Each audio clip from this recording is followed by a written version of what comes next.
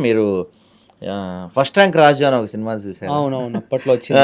అద్దాలు పెట్టుకొని. అవునవును. యాహ్! యాహ్! సో అంటే ఇప్పుడు స్కూల్స్లో ఎలా ఉందంటే ఫస్ట్ ర్యాంకర్ అనుకోండి, ఆ ఫస్ట్ ర్యాంకర్కి ఇంకా బుక్లో ఉన్న నాలెడ్జ్ మాత్రమే తెలుసు. అవునవునవును. ఇంకా ఆడి జీవితం పొద్దున్న లేచిన దగ్గర నుంచి సాయంత్రం వరకు ఆ బుక్కే పరిమితం అవును. అయిపోతుంది. నా ఫ్రెండ్స్ ఉన్నారు చాలా మంది. యాహ్! యాహ్! సో చాలా మంది ఉన్నారు బయట అలా. ఏం తెలీదు. ఏం ఇప్పుడు తెలియదు రోడ్ మీద వాళ్ళకి. బస్ ఎక్కి ఇప్పుడు ఈ బస్ ఎక్కడికెళ్తుంది అది కూడా తెలీదు. అది కూడా తెలియదు. దట్టు వాళ్ళకి మొబైల్ వాడతాం, ఈ టెక్నాలజీస్ వాడతాం కూడా పెద్ద తెలియదు. యాహ్! కానీ ఈ ఫస్ట్ ర్యాంక్ కెరీర్ పరంగా దేనికన్నా యూజ్ అవుతుందా?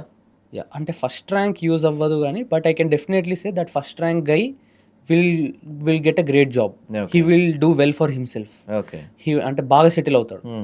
బట్ ఈ ర్యాంక్ అనేది తను రియలైజ్ అయిపోతాడు once he get a job. Okay. అంటే నా పర్సనల్ ఎక్స్పీరియన్స్ నేను ఇంటర్న్షిప్ చేస్తున్నప్పుడు నా ఫైనల్ ఇయర్ ఎండింగ్లో నేను డిగ్రీ బ్యాక్గ్రౌండ్. నా టీంలో అందరు బీటెక్ వాళ్ళు, నేను ఒక్కడే డిగ్రీ స్టూడెంట్. ఓకే. నాకు అప్పుడు అర్థమైంది. అంటే స్టార్ట్ అయినప్పుడు ఎవరు చెప్పలే నాకు ఇది. అంటే ఒక బీటెక్ వాళ్ళకి సపరేట్ ఉంటుంది, డిగ్రీ వాళ్ళు అట్లేం లేదు.